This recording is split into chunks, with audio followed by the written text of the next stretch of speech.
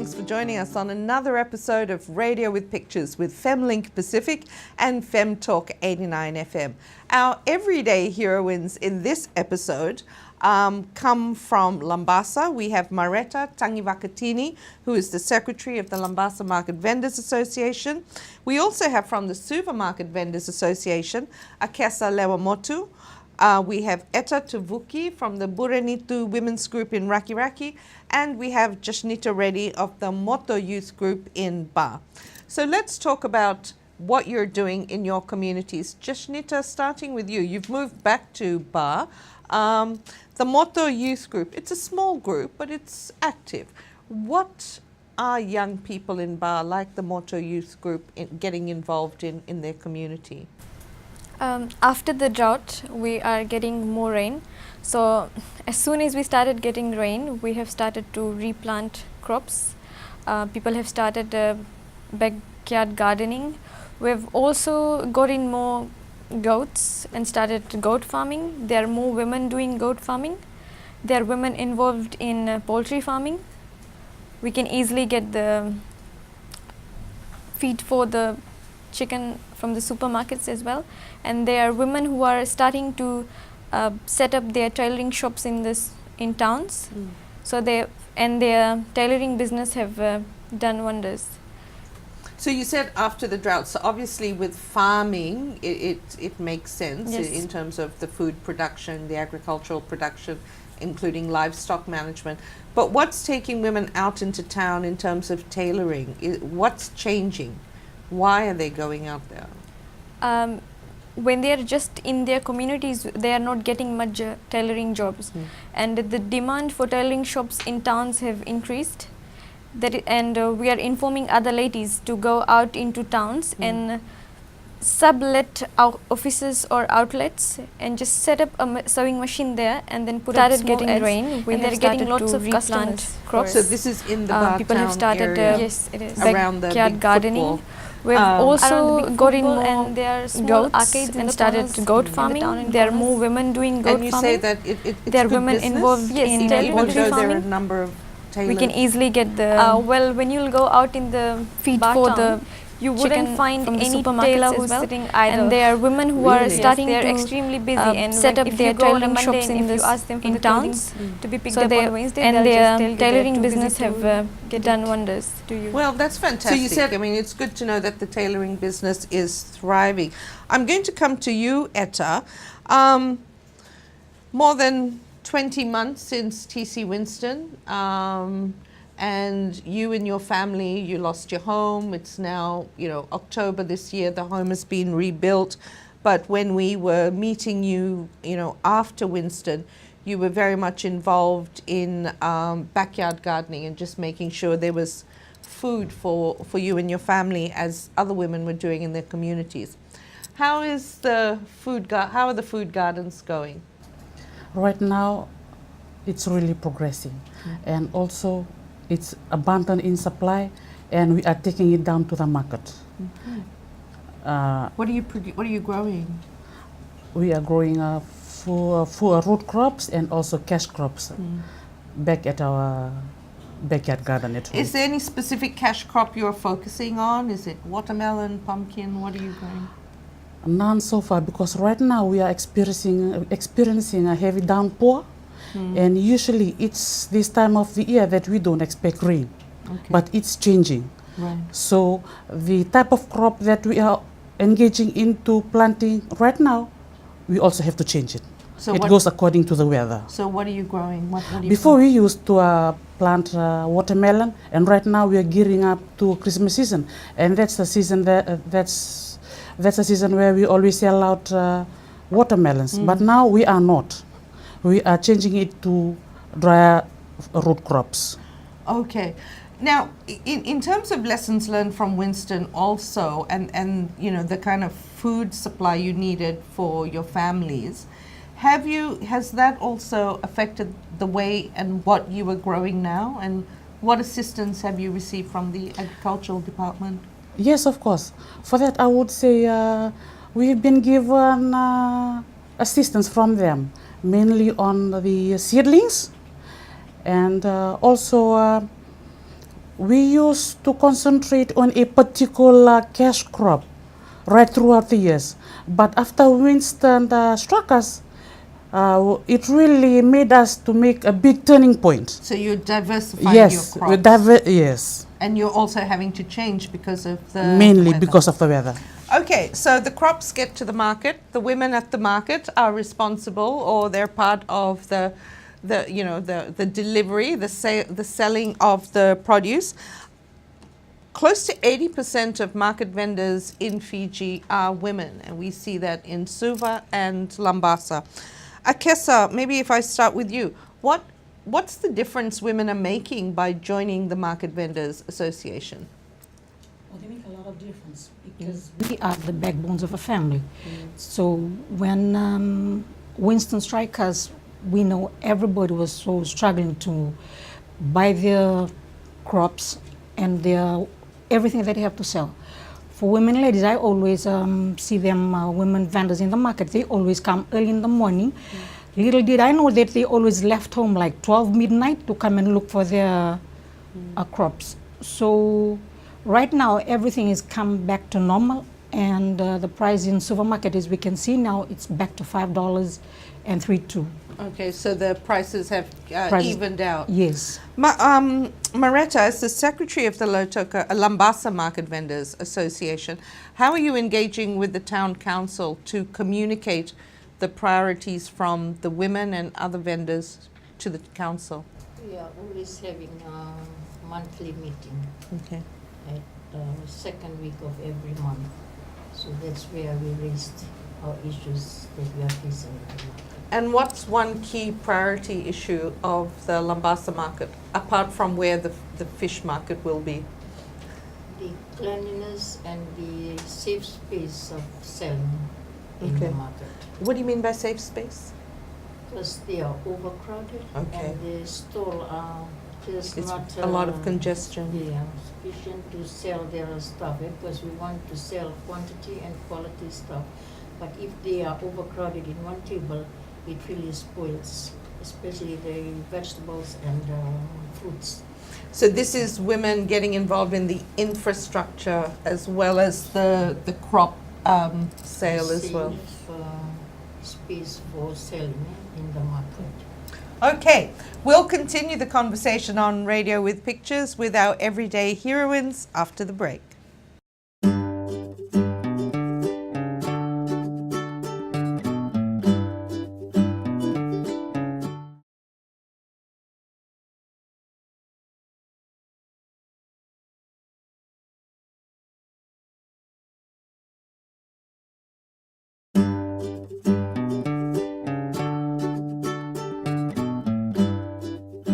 Thank you for joining us on Radio with Pictures. We'll continue the conversation, this time looking at women's roles as first responders. But as first responders, we're experiencing any disaster from the Cat 5 of 2016 to floods and droughts in different locations. So maybe I'll start with you, Akesa. From where you work at the Suva market, what are women's roles as first responders, but also what are your recommendations, particularly in terms of disaster preparedness?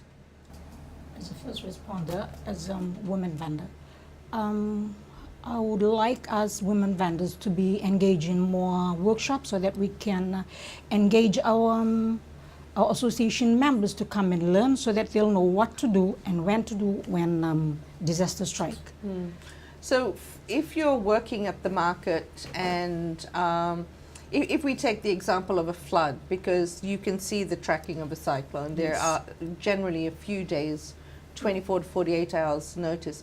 But if you're talking about the need to, quickly move because of flooding or even a tsunami, Yes. what's the information that they need to understand? Because quite often the market vendors aren't moving. Yes, so the only thing that we'll tell them, you just pack your stuff nicely and you have to run for your life. Go and But prepare do you have everything. time to pack? Not really, because Yeah. the last tsunami warning came late, maybe last 3 or 4 months, last time I remember. The test, yeah. Oh, people were just nervous and they just left their stuff uncovered and they kept running for their life up Okay. to Hospital Way. Okay. So we do have to leave our produce behind, Yes. but maybe we need to think about what is the specific need of the market. I mean, similarly for Labasa, Mareta, how do we help market vendors prepare? We have to have clear communication that will lead us to clear direction.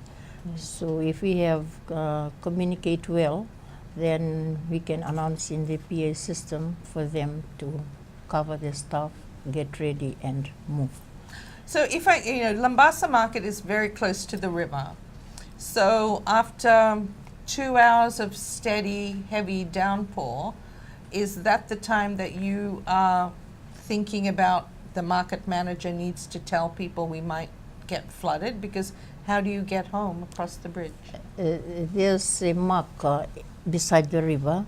When the river banks level reaches that mark, then the council will announce for us to get ready. The market will be closed so soon for us to vacate quickly. Do you find that the women, particularly as 80% of the women, of the vendors are women, are they understanding, and is that enough time given that they are also thinking about home? Yes, And yes. what, When we've seen the river keeps on rising, then we'll start to inform market manager so that we'll keep on announce using the PA system in the market for the vendors to be well informed before it really touches that mark. Yeah, so it's really that preparedness stage that we need to be mobilizing out of the market.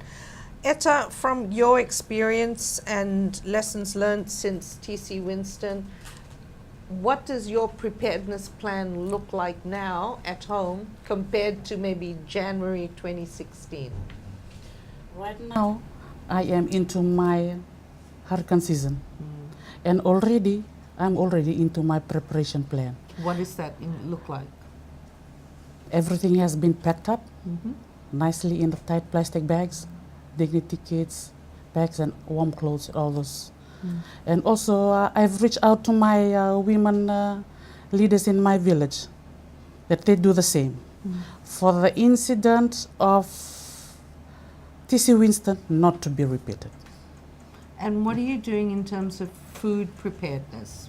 How are you going to make sure there's sufficient food if there is the need to evacuate? For that, we're using the traditional method of it, that is to bury our root crops so that it can last us a longer period during the natural disaster period. Okay, thank you, Etta. Jashnita, for young people, but also for people in your community, what's the preparedness plan right now? We are not waiting for any warnings from the Met Office. We are securing our houses every day because we are not, after TC Winston, we haven't taken any warnings lightly so far. And now people are aware that they need to be prepared all the time. So what we have done is like normally we use text messaging system within the youths of the community. We meet up in town or somewhere, and then we are always trying to find out ways to buy first aid kits in times of natural disasters. We are trying to set up bazaars to raise funds. This is to buy canned foods or foods that have a longer shelf life. We are storing that, and we are keeping them in big kits so that it's easier. As soon as we hear a warning, we are moving to another place or an evacuation center, and then we can just carry the food stuff at an early stage rather than waiting for the storm to hit or the flooding to be there. Are you having that conversation in the market as well, Mareta, given that the market vendors then have to get home? So if there was another warning, such as Winston, are you also making sure that people are having their preparedness packs at home? Yes, first of all, they have to have sufficient money in the bank to accommodate them if disaster happens. And the seedlings, we have to make sure that we have dried seedlings and preserve the food that are in season now, and also dried fish that will help us when before and after. Has the money that women are earning at the market, particularly Labasa market, do you think that there is sufficient income for them to help them in their preparedness? Yes, because after Winston, we really learned from that. And we have been going through financial training, and for us to go to able to stand up after any disaster, then we have to have sufficient money So you're left saving, aside. putting a focus Yes, on saving. Thank you so much. After the break, we come back and have a conversation about the annual 16 Days campaign.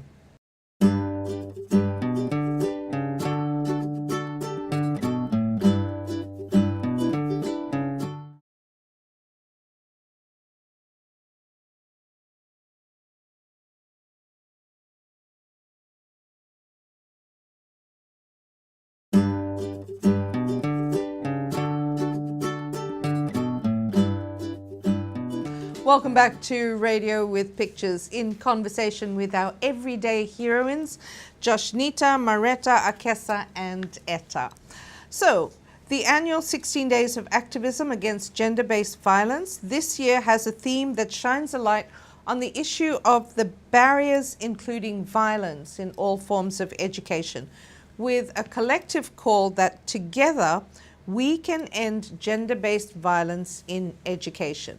But maybe we take a step back and talk about preventing gender-based violence in education, whether it's formal or non-formal, but in particular where children go to school. So Akesa, when you think about this theme of working together to end gender-based violence in education, what does that mean for you?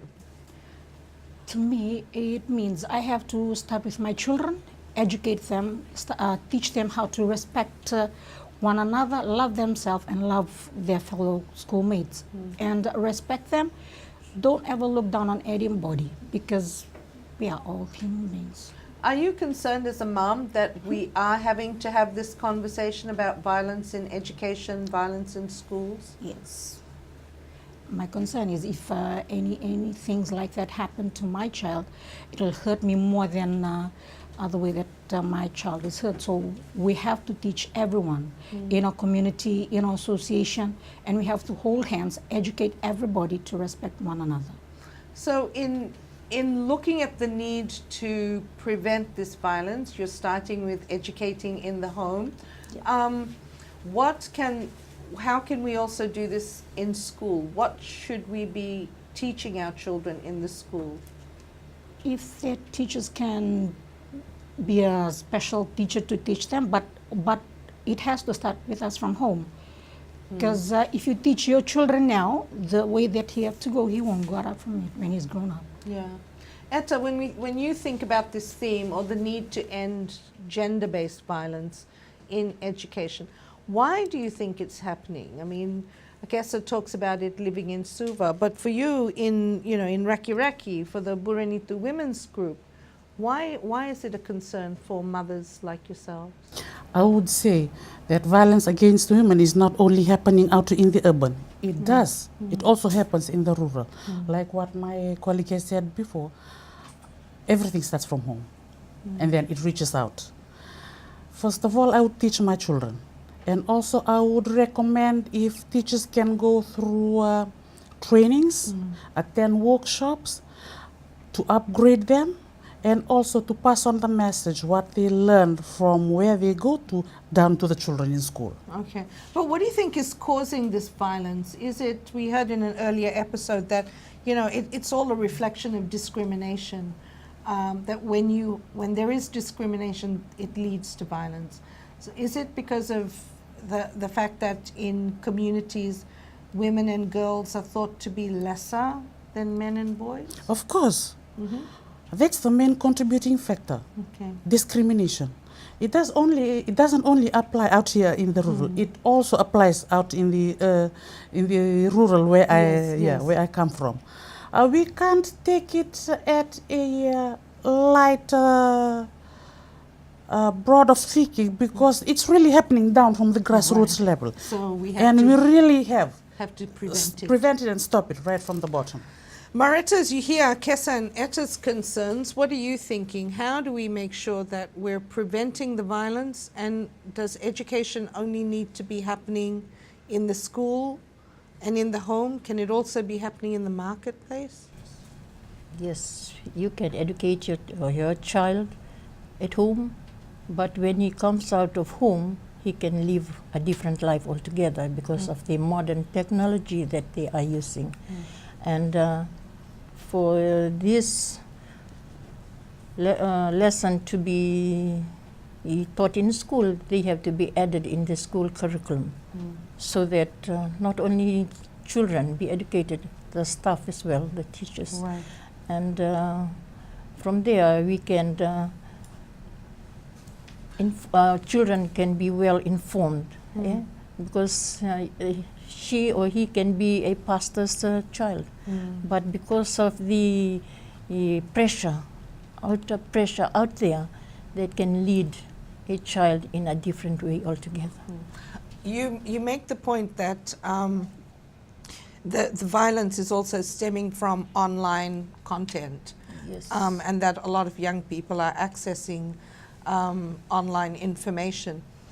Do we also need parents to understand how to talk to children, how to be with children now that so many of them are looking at their phones? I actually saw a television ad where it's like, no technology at the dinner table. You know, is that the kind of campaigns we should actually be promoting, to say, sit down and talk to your children? And put the handsets away? We may have tried that, but the rights of our human rights, children. No, I think it's not an issue okay. of human rights when you sit at the family table to have a conversation. I think there are, responsibility with rights on when you use those handsets. So maybe we ask Jashnita, because she's part of the generation now, and you said, you and your peers are communicating a lot with particularly mobile phone technology. So how do we address this issue, this growing concern of the need to prevent gender-based violence in education, make schools safer, but also how do we respond to this growing reliance on technology? I strongly believe that learning starts as soon as the child is born, and mostly at a very young age the child is at home. So the way the parents behave in front of the child, that's how the child would behave towards his or her brother or sister or her colleagues and classmates. So learning at home, you should tell a child from home at a young stage not to discriminate the other person regardless of age, any disability or the skin color, because one of my nephews was telling me I can't be his friend because he's black.